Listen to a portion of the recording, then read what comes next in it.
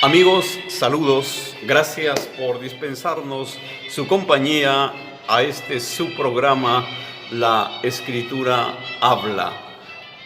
Un día más, un programa más que vamos a realizar por la gracia de Dios. Bien, estamos con la serie Las 5 solas de la Reforma. La Reforma Protestante es un movimiento vigoroso que se llevó a cabo en el siglo XVI, principalmente en Alemania, en la Alemania de Martín Lutero, del Sacro Imperio Germánico. Entonces, este movimiento que hasta ahora tiene sus consecuencias está sustentado en 5 principios básicos.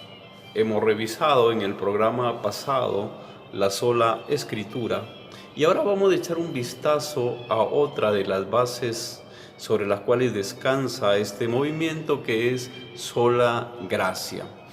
Estamos aquí en el estudio con la compañía de nuestro directo hermano, compañero de milicia, Mauricio Mogro, con quien vamos a dialogar sobre las incidencias, implicancias, el concepto de lo que es sola gracia. Querido Mauricio, bienvenido, gracias por acompañarnos. Y bueno, vamos a dialogar sobre este importante principio. Mauricio, tus saludos.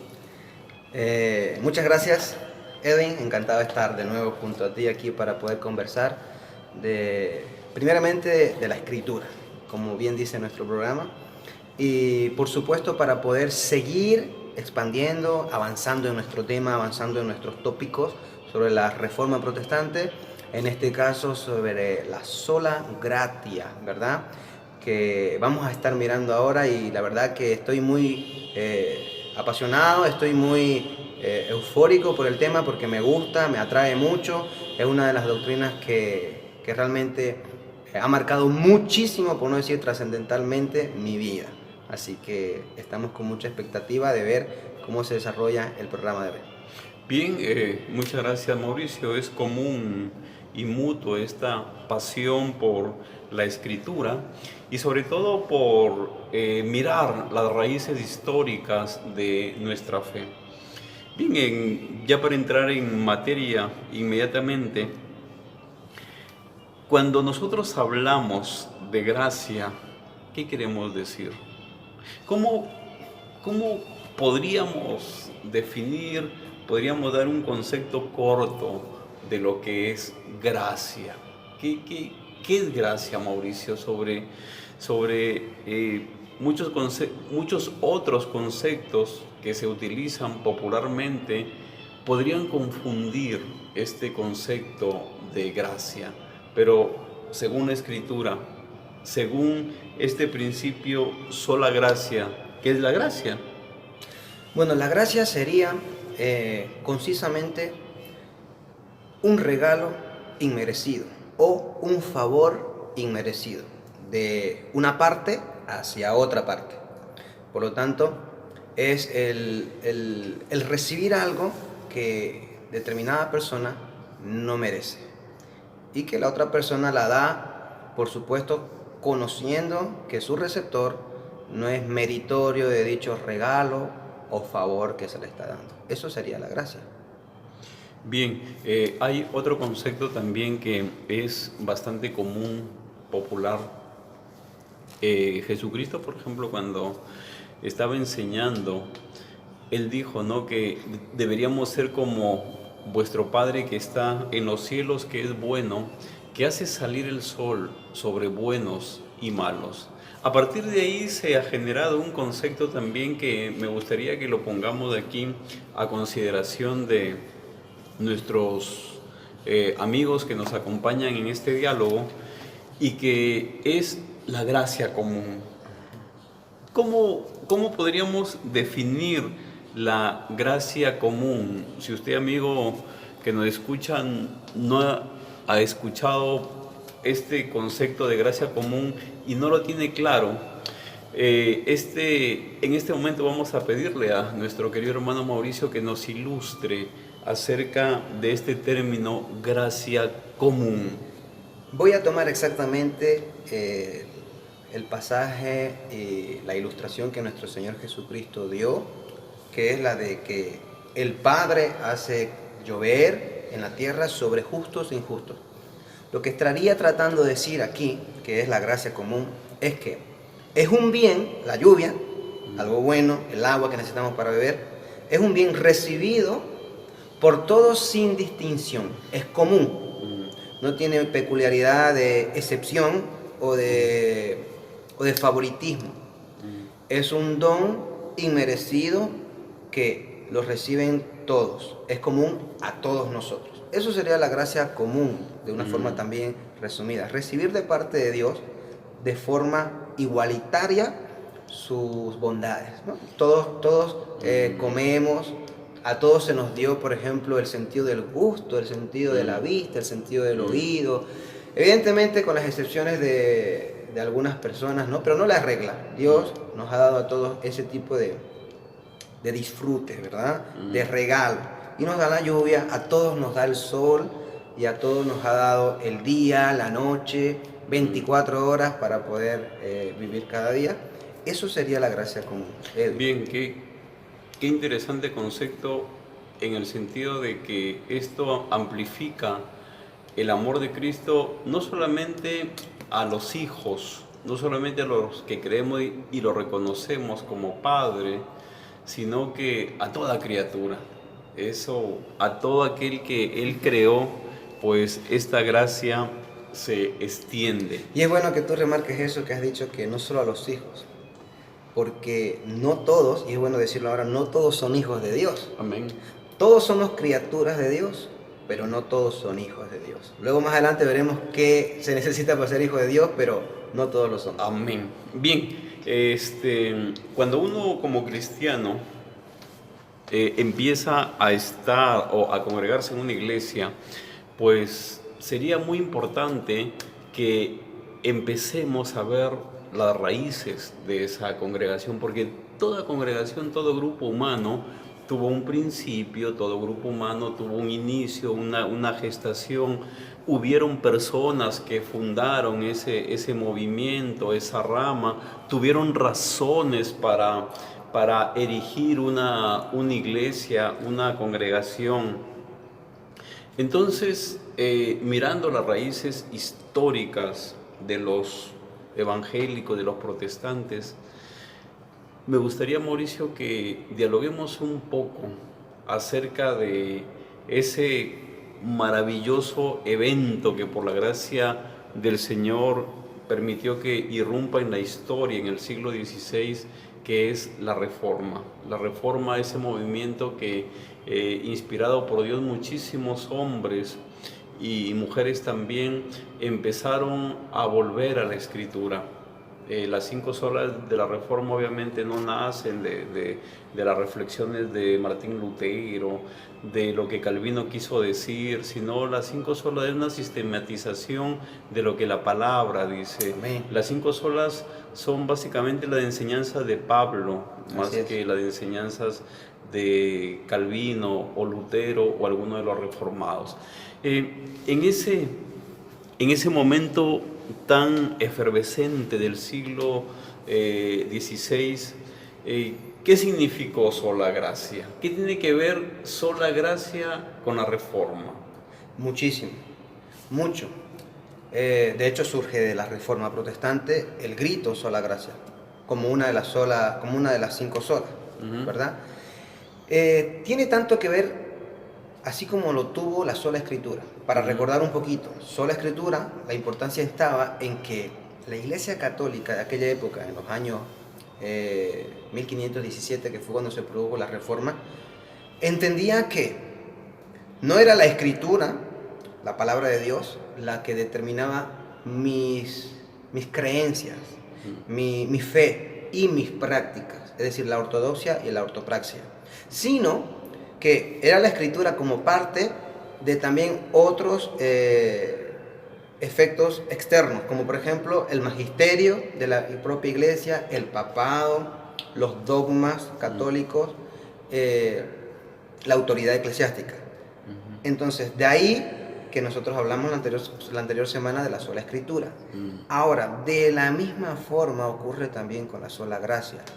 Los efectos son parecidos, los problemas son parecidos y sus orígenes son parecidos. ¿En qué sentido? Si hablamos de la salvación, que es a lo que nos referimos de gracia, lo que ocurrió en la Reforma Protestante y lo que ocurrió en la Iglesia Católica y aún ocurre hoy es que la Iglesia de Roma dice, en referencia a la salvación de la gracia o referencia a la gracia, que la gracia es infundada en nosotros, aparte y separado del don de Dios y de la fe. Sino que dice que, por ejemplo, el bautismo de niño nos infunde gracia y mérito de salvación. La confirmación, la iglesia misma como tal te infunde salvación. Las obras, es decir, las buenas obras, las limosnas, las ofrendas, los diezmos, contribuyen a tu salvación, a la salvación de tu alma para ir al cielo o irte a condenación eterna.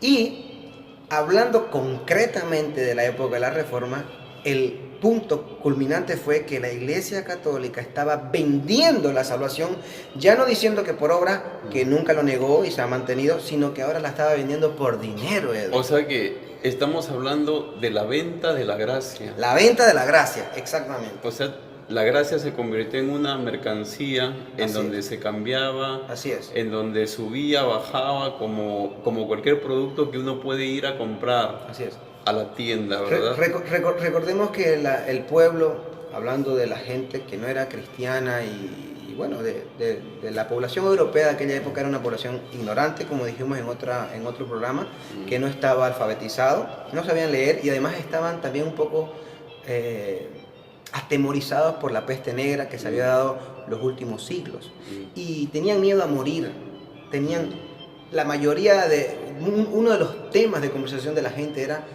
¿a dónde voy después de morir? Aprovechándose de esa situación es que el Papa y la Iglesia Católica empiezan a vender las indulgencias, diciéndole a la gente que si ellos pagaban un cierto porcentaje de dinero, sus pecados estarían perdonados. Los pecados de sus padres que habían muerto estarían perdonados y los sacarían del purgatorio. Purgatorio que tampoco existe, no se encuentra en ninguna de la parte de las Escrituras. Y también se les decía que aún pecados que estarían por cometer y que probablemente les quitarían su salvación, si ellos pagaban por ese pecado por adelantado, no habría ningún problema.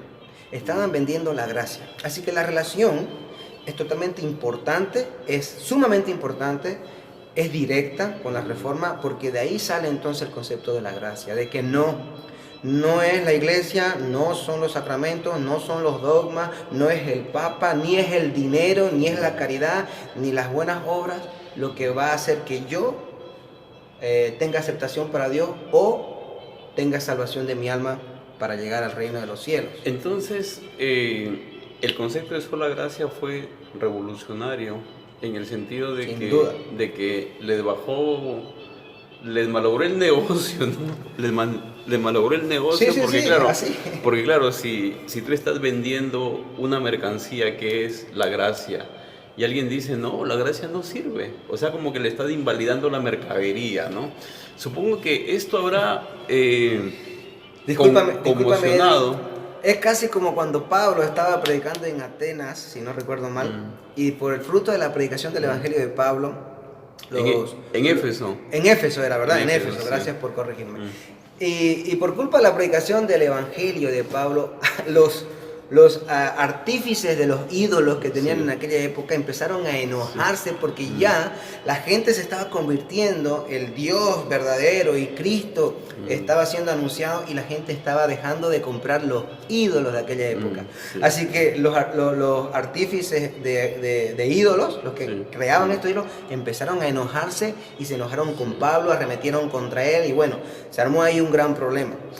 Algo similar pasó en la época de la Reforma. Mira cómo tú haces una correlación con lo que pasó de Pablo en Éfeso, ¿no? Cuando Demetrio, el jefe de los artífices que hacían unos templitos de la diosa Diana y los vendían pues de una manera espectacular y al precio que ellos querían. Y que se mantenían con eso, toda su vida se habían mantenido con eso. Ellos eran la clase rica simplemente vendiendo esos templitos. Cuando Pablo empieza a predicar el poderosísimo evangelio en Éfeso, el primer efecto es que las ventas le bajan a ellos, sí. O sea, les malogra el negocio.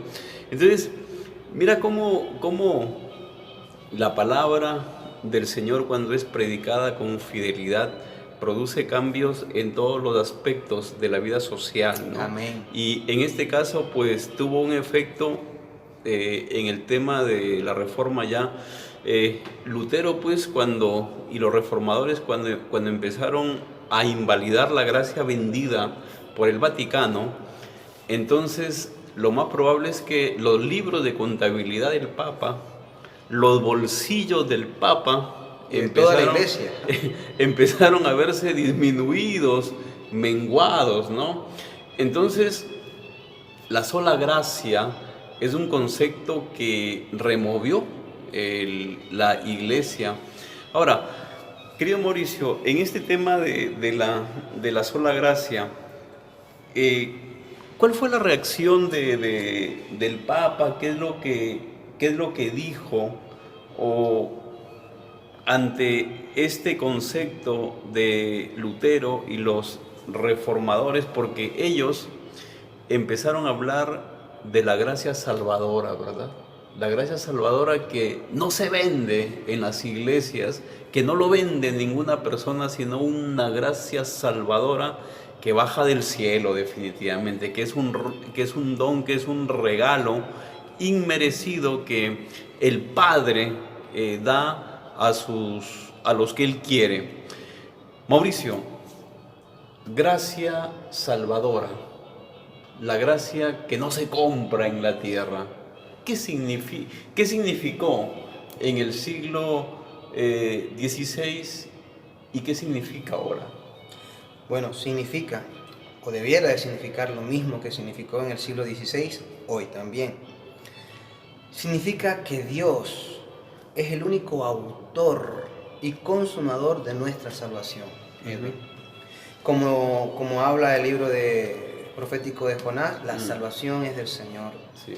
Jonás, como un ejemplo, no quería ir a Nínive a proclamar el juicio de Dios, quizás por temor a que ellos se arrepientan, y de hecho el libro lo confirma, y fue por eso que él no quería ir, y sabiendo que Dios era un Dios de misericordia y de gracia, Jonás no quería que Nínive fuera perdonada. Jonás tenía sus motivos, tenía sus problemas emocionales y culturales con los que Dios también estaba lidiando en el libro, pero finalmente se ve que Dios, de forma soberana, porque es una gracia soberana, Edwin, también, es una gracia libre y soberana, no controlada por nadie salvo por Dios, ni exigida por nadie salvo que Dios la quiera dar. De forma soberana, Dios decide perdonar a Nínive. Y como conclusión o como grito de batalla en el libro de Jonás, nosotros podemos leer cuando se dice: la salvación es del Señor, es de Yahvé, sí, es de Jehová de los ejércitos. Sí, mira, perdón, siempre que leo la oración de Jonás es impactante, es una oración desesperada. Así es. Él está en el vientre del pez, él está ya, está agonizando, su vida corre peligro, así que él ya se siente muerto y empieza a orar los salmos, y al final de la oración él reconoce rendido y dice: la salvación es del Señor. Como quien dice: yo aquí no puedo hacer absolutamente nada, la salvación viene de arriba, ¿no? Yo así quiera no voy a poder. Exactamente. Yo no podía hacer nada, porque es una oración de gratitud en el vientre del pez, agradeciendo haber sido librado de ahogarse cuando estaba Sí. sumergido entre las olas Sí. del mar. Todas tus ondas y tus Exacto. olas Él pasaron ya está en el sobre pez mí, ¿no? agradeciendo. Él está diciendo, si tú no me hubieras mandado un pez a tragarme, yo me hubiera muerto. Por lo tanto, estoy salvo, Sí. soy salvo hoy por ti. A ti Sí. te pertenece la Sí, salvación. porque mira, el objetivo que tuvieron los marineros para de echarlo al mar era para que se ahogue y se muera, ¿verdad? Sí, exactamente. Bueno, siguiendo con esa introducción de Jonás, para tener la idea clara de lo que sería la gracia entonces es ese favor inmerecido de parte de Dios, ya no referente al sol, a quien le dé el sol, ni a quien le dé la lluvia en esta tierra, sino en referente a la salvación de nuestras almas, a la libertad del pecado que nos tiene cautivos, según la palabra de Dios, a resucitar nuestro espíritu que está muerto desde el día en que Adán y Eva pecaron en Edén. Es una redención el comprar nuestra alma que estaba presa o esclavizada por el pecado mismo. Entonces, es esa acción favorable de Dios hacia nosotros de una forma soberana, sin que nosotros, los receptores de su gracia, merezcamos en absoluto que Dios haga eso por nosotros, Edwin. La salvación es como dice el capítulo 2 del libro de Efesios. Dice el versículo 8 y 9 que por gracia somos salvos, hemos sido salvados. Y la palabra gracia en griego es charis, que significa don, es un don, es algo que alguien te da, es algo que Dios da. Entonces, porque Dios te la dio, hemos sido salvos. Dios nos ha dado la salvación. Esta salvación fue a través de la fe. Y que tanto la gracia y la fe, dice el pasaje en Efesios 2:8, fue un regalo, fue un don de Dios. Seguidamente dice el versículo 9, no por obras, para que nadie se gloríe. Obviamente para que nadie se gloríe delante de Dios, delante de Cristo. No son las obras que yo pueda hacer, Edwin. Esto es tan importante que podamos hablar de esto. No son las obras que yo pueda hacer de caridad. No son las obras que yo pueda hacer de castigo autoimpuesto, como flagelarme, caminar de rodillas, no sé, al Cristo de Cochabamba, desde aquí de Santa Cruz, o hacer, por ejemplo, un ramadán de un mes y abstenerme de alimento para ganar el favor de Dios. No es así, porque nadie se va a gloriar delante de Dios por su salvación. La salvación es enteramente esa acción de Dios libre, soberana, en la que Él decide salvarte, Edwin, sin que tú influyas en su decisión, sin que tú influyas en su decisión. Él nos salva y nos da un regalo gratuito que nosotros no buscábamos, no esperábamos y que jamás hubiéramos podido conseguir por nuestros propios méritos. De hecho, el bautismo nos salva, la fe nos salva en sí misma sola, ir a la iglesia por sí solo no salva, ni asistir a la iglesia toda tu vida, bautizarte en la iglesia, ir a la escuela dominical o casarte en la iglesia no salva. Lo único que te salva es haber sido recipiente de la gracia de Dios por fe en Cristo Jesús. Claro, y Pablo en el libro de los Efesios, cuando habla que hemos sido predestinados, ¿no?, desde antes de la fundación del mundo para ser adoptados como hijos suyos, está hablando de esa obra que se hace sin nuestra intervención. Exacto. Ahí el hombre no interviene. Eso es, incluso antes de que el mundo se fundara, el Señor ya empezó su obra en nosotros e incluso estando en el vientre de la madre, Él ya dio una elección para cada uno de nosotros, como Pablo en Gálatas 1:15, ¿verdad? Que él dice que Él fue llamado desde el vientre de su madre para predicar el Evangelio. Entonces, esta gracia salvadora, al ser independiente de mi accionar, de mi querer, porque claro, si se trata de que quien quiere ir al cielo, pues todos queremos ir al cielo, ¿verdad? Pero al ser independiente de mi voluntad, la pregunta es, ¿quiénes reciben la gracia? o sea, yo puedo estar diciendo, mira, Señor, yo entiendo que la gente te salva por gracia, así que Señor, te pido que me des tu gracia. ¿Esa oración puede ser escuchada? Pudiera serlo. Sin embargo, si es favorable, no fue por ningún mérito de él o porque Dios se la debiera. ¿O porque la pidió? O porque la pidió. No, no sería por eso. Como bien has dicho, Dios tiene un pueblo escogido, Edwin. Siempre lo ha tenido desde el Génesis en adelante, ¿verdad? Ahí hubieron dos simientes cuando se le dice a la serpiente que la simiente de la mujer lo golpearía en la cabeza a él y lo aplastaría, ¿verdad? Siempre ha habido un pueblo de parte de Dios, un pueblo escogido. Tenemos a Israel y dentro de Israel un remanente de la verdadera fe en Abraham, que era el verdadero pueblo de Dios, que siempre ha estado, aquel que ha tenido la fe de Abraham en Dios, en Cristo en este caso.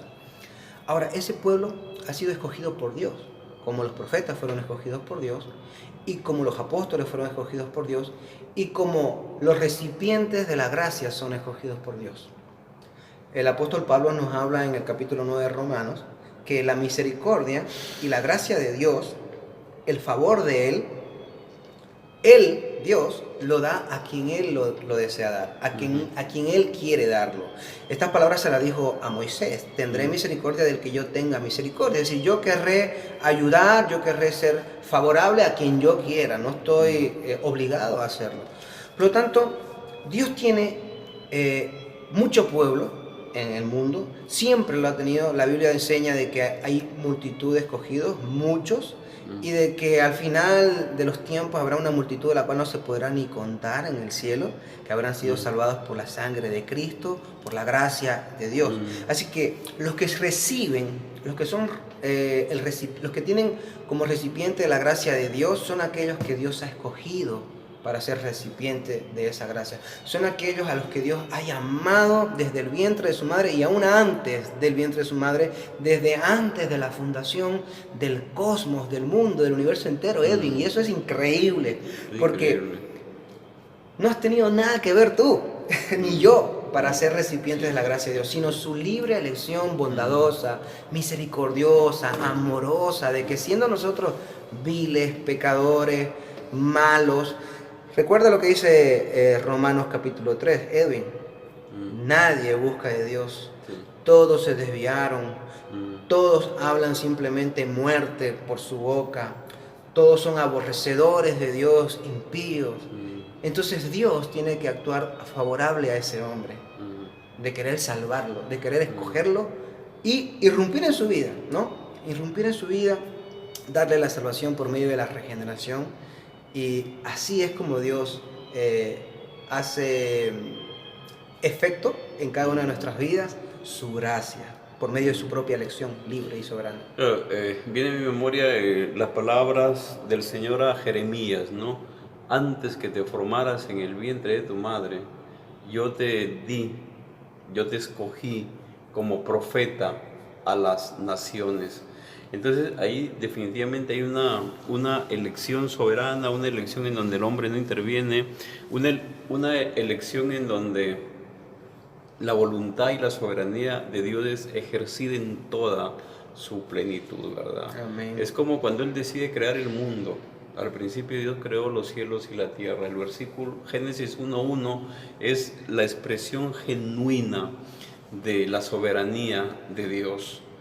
Entonces, un poco saliendo un poco del cristianismo, me gustaría que vayamos por el mundo y echemos un vistazo a otras religiones, a otra fe, a otra creencia, para dentro de lo comparativo, ver si es que hay alguna otra religión o alguna otra fe, alguna otra creencia que su salvación es por gracia. Estupenda pregunta, Edwin. Bueno, déjame antes de contestarla con un sí o con un no, darte una historia. Una historia que muchos conocen, muchos predicadores y muchos maestros conocen. Se dice que en cierta época y cierto momento había en Inglaterra una reunión de eruditos y pastores, y juntamente con ellos habían una serie de líderes de otras religiones. y que ellos estaban discutiendo el hecho de que qué solución, qué tema, qué particularidad especial o distinguible ha aportado o aporta el cristianismo al resto de las religiones. Y entonces hubo ahí un debate, ¿no? Y al final del debate parece ser que, o no al final, mientras estaban debatiendo no llegaban a un acuerdo, no encontraban algo en lo que el cristianismo aportara algo singular, aparte o separado de las demás religiones, o que las demás religiones no lo tengan. Y se dice que entonces entra por la puerta aquel pensador maravilloso, al cual Dios le dio mucha sabiduría, con toda seguridad, C.S. Lewis. Y C.S. Lewis pregunta que de qué estaban hablando, qué estaban debatiendo, y le comentan a Lewis, ¿no? Y Lewis le dice, bueno, ¿y qué conclusiones han sacado, qué han propuesto? Y se dice que algunos habían hablado de una encarnación, ¿no? Como Cristo, como encarnado, pero que no era tan convincente porque otras religiones habrían tenido alguna idea, quizás no legítima y verdadera, pero alguna idea mística de algún tipo de encarnación también. Otros quizás hablaban de un paraíso, de un cielo de gozo, y decían, no, muchas religiones tienen también ese final feliz, ¿no? Y algunos hablaban del castigo, del fuego eterno, del infierno. Pero bueno, muchas religiones hablaban también de este mismo detalle. Entonces le preguntan a Lewis, ¿tú qué podrías aportar? ¿Tú crees que hay algo? ¿Tú sabes que hay algo? Si hay algo que sea distinto en la religión cristiana respecto a las demás. Y C.S. Lewis le responde, fácil, claro que sí, la salvación por gracia. La salvación solamente por gracia. Y empezaron a debatir un poco más y los líderes de otras religiones estuvieron de acuerdo en que el concepto de la salvación solamente por gracia, sin intervención de las obras del hombre, del cristianismo, era singular solamente al cristianismo. Independientemente de que lo creyeran o no y se salvaran, entendieron que ese concepto pertenecía solo al cristianismo. Por lo tanto, la respuesta con la ilustración es que no. No hay ninguna otra religión, Edwin, que nos diga que la salvación es por gracia solamente. Vamos a repasar algunas y vamos a dar algunas características. Por ejemplo, el Islam. En el Islam lo que se enseña es que Alá es soberano. Ciertamente nuestro Dios es un Dios soberano también. Pero la soberanía de Alá no conlleva una promesa de salvación. Entonces lo que ocurre en el Islam es que Alá decide y Alá decidirá al final. Lo que tú debes de hacer como seguidor del Islam es un buen musulmán, buenas obras, buenas caridades. Tienes que ir a la Meca una vez al año, entre una de las cosas que tienes que hacer. Tienes que orar como 5 veces en dirección a Meca, tienes que hacer el Ramadán. Y al final de los tiempos, si Alá quiere, te salvará. Pondrán tus obras en una balanza y si las buenas pesan más que las malas, probablemente, no con seguridad, probablemente Alá te salve. Porque puede ser que no te salve. Luego, mira, revisemos el hinduismo. En el hinduismo tenemos la enseñanza, ¿no? de la reencarnación. Tú te vas reencarnando de una vida mejor, de una peor a una mejor. Empezaste siendo un mosquito o quizás un piojo y empezaste avanzando a lo que eres hoy. Y el día de mañana, si tú sigues teniendo una buena vida, una vida sana, una vida justa, un día tú te reencarnarás, tú te vas a fundir con Brahma y entonces estarás como un dios juntamente con él. Pero todo está basado en las buenas obras. Si tú no lo haces, tú no vas a llegar ahí. Pensemos también, por ejemplo, en el budismo. Siddhartha Buda, ¿qué es lo que enseñó? Sus 8 pasos para librarte del egoísmo, en los cuales, pues bueno, no vamos a enumerarlos, pero en sus 8 pasos la idea que eran como no ser orgulloso, renunciar a los bienes materiales y entre otras cosas, y ser sacrificado, ser una persona sacrificada para con los demás. Sin embargo, curiosamente, Siddhartha Buda agarró y abandonó a su esposa y a sus hijos, contradiciendo exactamente todo lo que él luego enseñó. No hay cosa más egoísta que abandonar a tu familia por tus ideales solamente. Ahora, lo que sí que vemos es que Ahí hay obras en todas y cada una de esas religiones, Edwin. Obras, obras y más obras. Y finalizando en estos ejemplos, la Iglesia Católica Romana, como ya hemos dicho, tienes que bautizarte siendo un infante, tienes que confirmarte, tienes que tener los sacramentos de la Eucaristía, tienes que participar de ellos, tienes que asistir a las misas para infundirte gracia salvadora, y con todo esto, y con tus obras de caridad y tus limosnas, tú lograrías salvarte. Sin lugar a duda, el Evangelio cristiano, la gracia que el cristianismo proclama, es singular y única en todo el mundo. Sí, y parte de la gracia, de esa gracia salvadora, es lo que en un determinado momento ese maestro, ese joven rabino llamado Jesús, le dice a este otro maestro de Israel, fariseo, llamado Nicodemo: de tal manera amó Dios al mundo que dio a su Hijo unigénito, para que todo aquel que en Él crea no se pierda, mas tenga vida eterna. El Dios del cristianismo, Yahvé, a quien servimos, a quien amamos, es alguien que no solamente dio a su Hijo en salvación nuestra, sino que vino a buscarnos.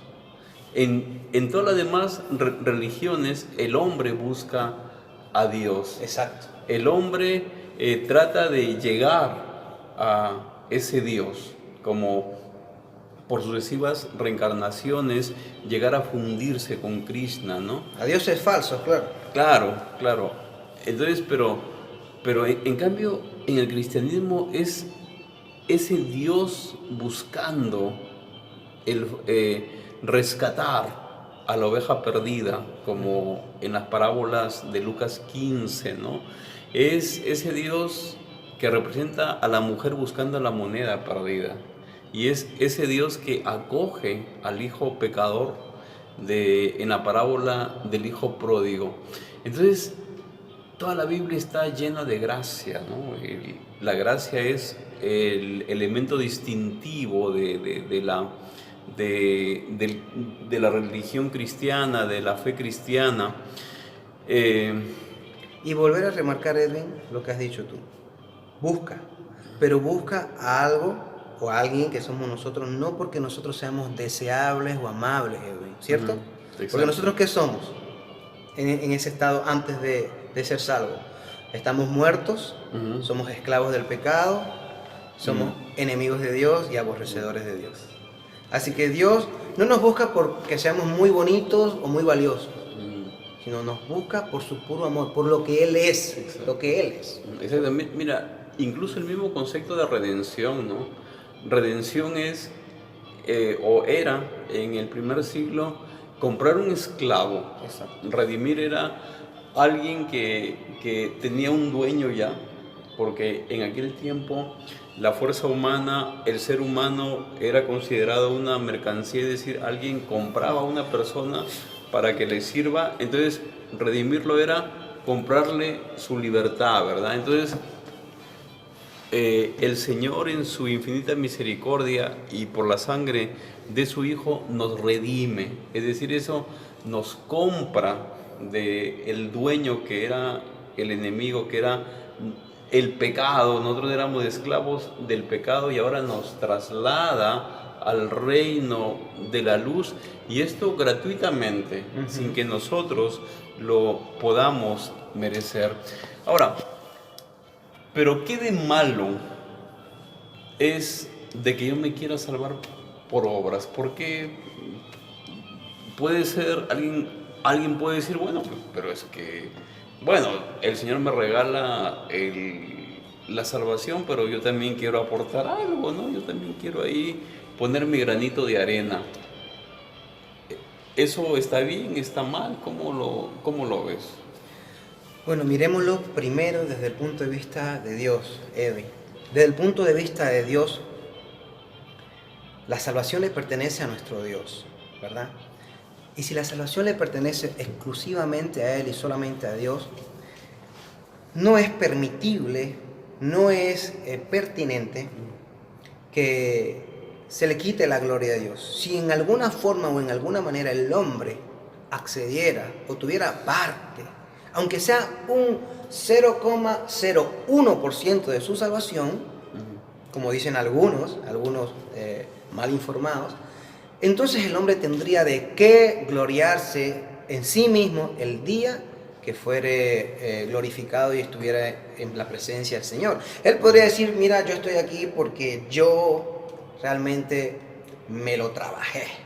Edwin, mira, yo trabajé mi salvación, a mí me costó esto con sudor. Sí, el Señor me ayudó, pero tampoco es que me lo dio gratis, ¿ya? Yo tuve que esforzarme. Y yo estoy aquí, Edwin, por mi esfuerzo y mi mérito. Eso es inaudito. Dios no va a permitir y no permite, y dice en la Biblia categóricamente que eso no va a ocurrir. No va a ocurrir. Por lo tanto, por eso es malo, porque le quita la gloria a Dios, le quita la honra a Dios de la salvación. Ahora, otro punto sería muy importante, Edwin, trascendental. Menosprecia la obra redentora de Cristo. ¿Tú sabes lo que es decir, no, mira, a mí me parece fenomenal que el Padre haya enviado a Cristo por nosotros, pero sinceramente yo no lo necesito? Que lo necesiten o que agarren a Cristo y su obra los malos. Esta gente ladrona, asesina, violadora, esa escoria. Pero yo soy bueno, Edwin. Yo no he matado a nadie, yo no he robado a nadie, no he violado a nadie. Yo ayudo a la gente, yo jamás he defraudado a nadie, ni siquiera hablo malas palabras, Edwin. Así que yo por mi propia conducta me voy a salvar tranquilamente. No necesito lo que Cristo hizo, porque yo las puedo arreglar. Tú ves la herejía, la falta de respeto, el menosprecio a la sangre de Cristo, a la obra de Jesús, solamente con esa actitud de creer que tú portándote bien te puedes salvar sin necesitarlo a Él. Es increíble cómo un hombre como Charles Finney, quien fue el líder del segundo gran avivamiento en Estados Unidos, era una persona que no creía en la obra sustitutoria de Cristo. Que él creía que por tu libre voluntad, tu libre albedrío, tú podías, por tu capacidad, salvarte y santificarte perfectamente. De ahí que muchos teólogos muy importantes dudan de que si Finney o no era salvo. No vamos a entrar a ese tema, pero tiene mucho que ver con eso, con ese pensamiento. Nadie va a llegar al cielo de alguna manera, gloriarse delante de Dios.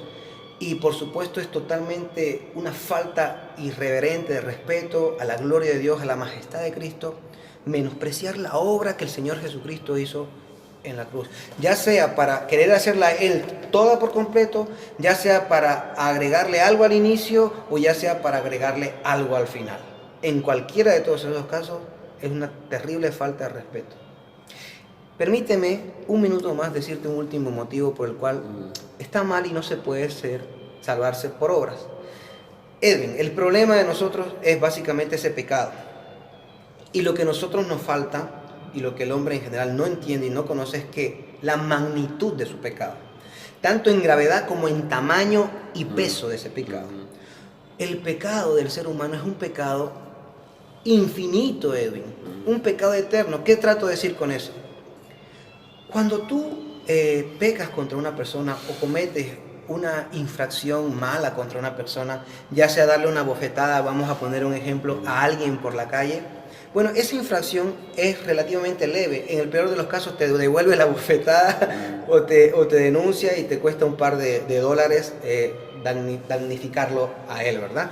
Pero imagínate que tú le das esa bofetada al rey de España, por ejemplo. Tú le das una bofetada, es difícil acercarse hasta él, pero imaginémoslo que sí, para el fines del ejemplo. La misma bofetada que le diste a cualquier otra persona, pero en este caso al rey, es mucho más grave por el honor y el cargo que ostenta la persona agredida. De la misma manera, Edwin, que ese agresor al rey probablemente iría a la cárcel un año como mínimo, como un atentado terrorista. De la misma manera, imagínate que cada pecado que el ser humano comete, que tú y yo hemos cometido en nuestra vida y que todas las personas cometen, es una bofetada en la cara de nuestro gran rey del universo que es Dios. Es un pecado directo, es una blasfemia, es una ofensa infinita contra un Dios de honra y de gloria y majestad infinita y de santidad infinita. Y si mi pecado es infinito, el precio que yo debo de pagar para librarme de mi pecado o de mi sentencia por culpa del pecado, debería de ser infinita, Edwin. Y ahora aquí concluyo. Si debe de ser infinito el pago porque mi pecado es infinito, solamente alguien infinito y eterno puede pagar pecados infinitos y eternos. Y ese alguien es Jesucristo. De ahí que no hay otra forma, no hay otra manera que solamente Cristo como único camino para ser salvos. Exacto, mira, incluso el Código Penal habla cuando tú agredes a una persona, a cualquier ciudadano, pues se te puede enjuiciar por lecciones leves o graves, pero cuando ya se trata de un dignatario de Estado, se te puede acusar de magnicidio, ¿no? Un magnicida, pues, es alguien que realmente puede, o sea, tiene una durísima Sanción. condena, ¿no? Eso por una parte. Ahora, nosotros como seres humanos caídos, tenemos la tendencia de suavizar lo que pasó en el huerto. Tenemos la tendencia de minimizar nuestros pecados, las ofensas que nosotros hablamos contra el Señor y luego no, que fue un error, no es para tanto. Entonces, Mauricio, la verdad que el pecado ofende soberanamente al Señor, o sea, E infinitamente. claro, cuando entendemos la santidad del Señor, una santidad tan gloriosa, tan inmensa, tan profunda, y que nosotros la manchamos, pues ahí podemos nosotros dimensionar recién, ¿no? La gran ofensa que es el pecado, ¿no? Ahora, hemos recorrido un poco el mundo hablando de los musulmanes, de los budistas, incluso de la iglesia de Roma. Ahora, me gustaría que hagamos una mirada un poco introspectiva a nosotros mismos, a la iglesia cristiana evangélica. Según el conocimiento que tú tienes, según tu recorrido, ¿cómo está ahora, en el siglo XXI, la iglesia evangélica? Sola Gracia es un estandarte que está siendo enarbolado. Sola Gracia no es entendido, no es practicado. ¿Cómo está la iglesia actual con respecto a esta doctrina de la sola gracia? Bueno, la sola gracia, a efectos doctrinales, se podría decir, la mayoría de las iglesias, está presente. Por lo menos en su declaración. En su declaración, exacto. Sí. Por lo menos en su declaración y a efectos del papel, ¿no? Los manuales de las iglesias, los credos que tienen, sus confesiones de fe.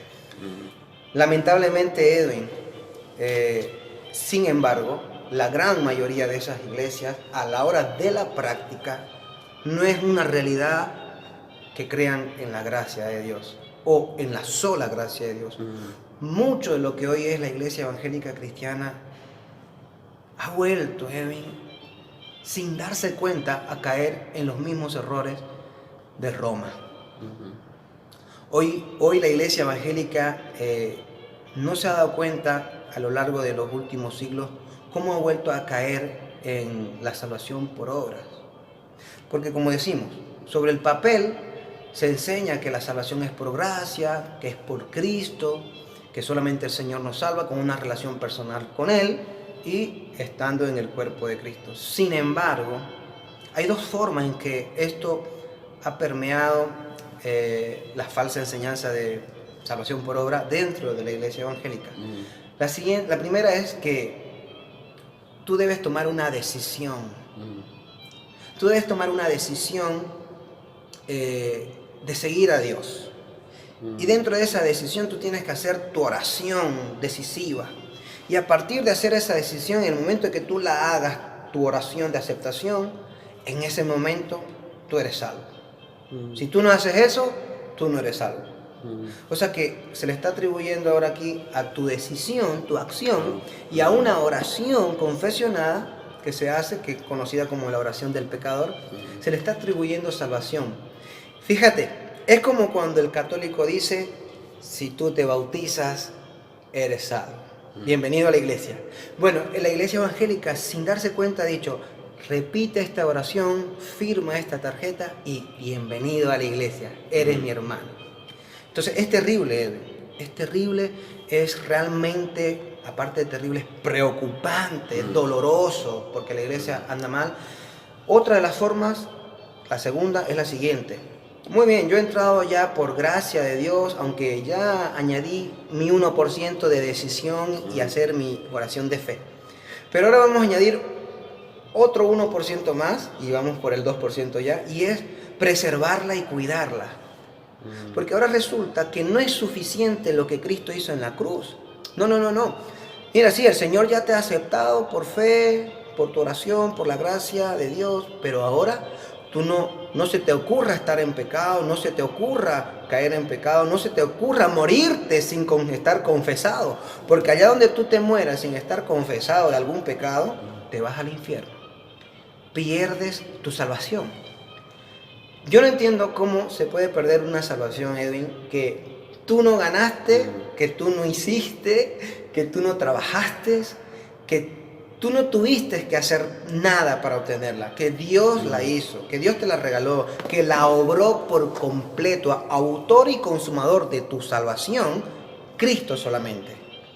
Sin embargo, hay esta idea en la iglesia evangélica, Edwin. La gente se cree que ellos deben proteger su salvación, cuidarla por medio del cumplimiento de la ley. Y en este sentido no hablo de la ley de Moisés, sino el hecho de la ley moral. Yo no debo tener pecados y no debo de estar en pecado en el momento de que Cristo venga o en el momento en que yo muera. Ahora, yo no veo cómo eso puede ser posible, Edwin, porque el primer y más grande de los mandamientos dice que nosotros debemos amar a Dios con todo nuestro corazón, alma, mente y fuerza. Y el segundo dice que debemos de amar a nuestro prójimo como a ti mismo. Yo no sé tú, pero yo no he cumplido ninguno de esos dos mandamientos más de 1 minuto o 2 minutos jamás en mi vida. Te voy a dar un ejemplo. Yo creo que ni tú ni yo, ni ninguno de nuestros oyentes, si hace una reflexión conmigo, ha cumplido el segundo mandamiento de amar a tu prójimo como a ti mismo. Porque no recuerdo cuándo fue la última vez que yo o tú o alguno de los que nos están escuchando se ha cambiado su posición, su vida por un indigente de la calle. Porque si nosotros amáramos a nuestro prójimo como a nosotros mismos realmente, yo vería a un indigente y diría, qué pena, lo amo tanto, siento que él soy yo, que diría, mira, ven y vive mi vida por 1 año, yo voy a vivir la tuya 1 añito, y así hasta el resto de mi vida, hasta que nos muramos. Vamos a compartirlo todo porque te amo como si fuera yo y me duele tanto como si yo fuera verte en la situación en la que estás. ¿Verdad que nunca hemos hecho eso, Edwin? Jamás lo hemos hecho. Por lo tanto, estábamos 24 horas al día, 60 minutos cada segundo en pecado. Sin embargo, la iglesia cristiana evangélica, en ciertos círculos evangélicos, creen que se puede estar confesado de pecado y sin pecado, obviando esto que acabamos de ver. Por lo tanto, es una imposibilidad y aparte ignorancia del pecado, por supuesto, en estas iglesias. La iglesia evangélica ha sido de alguna manera nuevamente corrompida con la idea de la salvación por obras y ha andado mal durante muchos siglos, se encuentra mal, aunque estamos empezando a ver un despertar. Estamos empezando a ver un nuevo amanecer. Pero esa es básicamente la situación de la iglesia evangélica de hoy. Bien, el tema es que, por ejemplo, con esto del decisionismo, ¿no? De que se hace que la persona deba tomar una decisión de aceptar o no a Cristo, es totalmente antibíblico, porque en ningún pasaje de la Escritura, Pedro dijo, bueno, ustedes acepten a Cristo como su Señor, como su Salvador, ¿no? Y otro tema es el tema de la seguridad de la salvación. La seguridad de la salvación es una doctrina básica de la fe. El Señor nos regaló una vida eterna. Amén. Entonces, si la podemos perder, entonces ya no era eterna. O sea, Nunca fue eterna. Nunca fue eterna. Fue vida o sea, temporal. Exacto. Entonces, si el Señor me regaló vida eterna, su nombre mismo lo indica, que no tiene fecha de caducidad, ¿verdad? Y otro tema que tropieza mucho el tema de que la salvación se pierde, es esta pregunta, ¿no? Si yo pierdo mi salvación ahora, ¿será que me la puedo ganar la siguiente semana o dentro de 3 días, ¿no? ¿O qué puedo hacer? Entonces, si yo pierdo mi salvación, significa que yo la puedo estar perdiendo y ganando sucesivamente, ¿no? Bueno, el tema da para mucho más. Aquí podríamos hablar horas y horas acerca de este tema, pero vamos el día de hoy a centralizarnos en lo que es sola gracia. Mauricio, hemos visto el lamentable espectáculo y la situación en la que se encuentra la iglesia evangélica. ¿Cómo volver a sola gracia?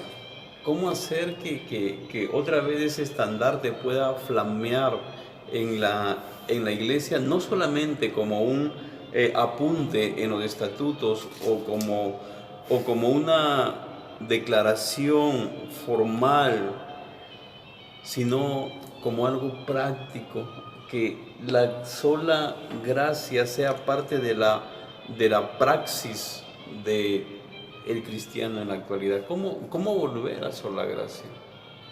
No hay una fórmula, ¿verdad? Como ABC, pero podríamos decir volviendo a sola escritura. Volviendo a sola escritura. Están encadenadas, ¿no? Estas solas. Exacto. Volviendo a sola escritura, porque ella nos habla de que nosotros debemos de ceñirnos y creer con nuestro corazón y mente lo que ella, la escritura, habla referente a nuestra salvación. Y ella habla categóricamente de que es por gracia. Entonces necesitamos que la iglesia, el pueblo, todas las denominaciones evangélicas vuelvan a sola escritura, solamente escritura, únicamente la escritura como su fuente de conducta, pero sobre todo de fe, del conocimiento, de los dogmas, si los van a tener, de confesiones, de credos, basados solamente en la escritura. Ahora, podremos contribuir, yo creo que nosotros como cristianos que entendemos y creemos la sola gracia del Señor y por la soberanía de Dios, Él nos ha dado este regalo de tenerla en mente y conocerla. Nosotros podemos contribuir, y así le invito a todos nuestros hermanos que sean predicadores, evangelistas o pastores, predicando fielmente la palabra de Dios y esta doctrina de la salvación por gracia. Eso fue lo que se hizo en la época de la Reforma, volviendo a nuestro origen. Se pregonó a viento y a marea sola gracia. Sola gracia. La salvación es solamente por gracia. Nos toca a nosotros, los predicadores y los pastores, predicar el evangelio de la sola gracia de Dios. Y en la medida en que nosotros podamos y en nosotros esté esa posibilidad, esparcirla por donde podamos, lo máximo que podamos, e incitar e invitar al creyente a que lea su Biblia, a que estudie su Biblia, y ¿por qué no? Que lean los escritos antiguos, que lean los escritos referentes a la salvación de Lutero, de Calvino, de Juan Knox, de incluso los pre-reformadores como John Wycliffe, que lean autores de antaño, de la época del avivamiento de Estados Unidos, Jonathan Edwards, que lean al gran predicador, al príncipe de los predicadores, Spurgeon, cuando habla sobre el Evangelio, como todos ellos predicaban una salvación por solamente gracia. Que lean los sermones de Jorge Whitfield, el evangelista también del siglo XVIII, del primer gran avivamiento. Todos sus sermones, los cuales trajeron avivamiento a la iglesia evangélica, fueron la predicación por la salvación solamente por gracia. Y que nos mantenemos solamente por gracia, Edwin. Amén. Bueno, la verdad que ya vamos a concluir este programa. Seguramente hay algunos temas y tópicos que no hemos agotado en esta oportunidad. Así que nos despedimos, mi querido Mauricio. Ha sido un tiempo bastante productivo, fructífero, un tiempo de edificación para nosotros, para mí particularmente también, espero que para ti también, Mauricio. Amén. Y también para los amigos, las amigas, pues que nos dispensan su audiencia, ¿no? Que nos acompañan en su programa, La Escritura Habla. Gracias, Mauricio. ¿Qué tendremos en el siguiente programa? Gracias a ti, Edwin. La semana que viene vamos a estar revisando Sola Fide, la salvación solamente por la fe. Y vamos a continuar con nuestra exposición de las 5 solas de la Reforma Protestante. Así que esperamos que los mismos que hoy nos han acompañado escuchándonos estén también la próxima semana atentos a esta siguiente sola, la sola fe. Muchas gracias por su compañía. Y nos despedimos hasta un próximo programa en su programa, La Escritura Habla. Amén.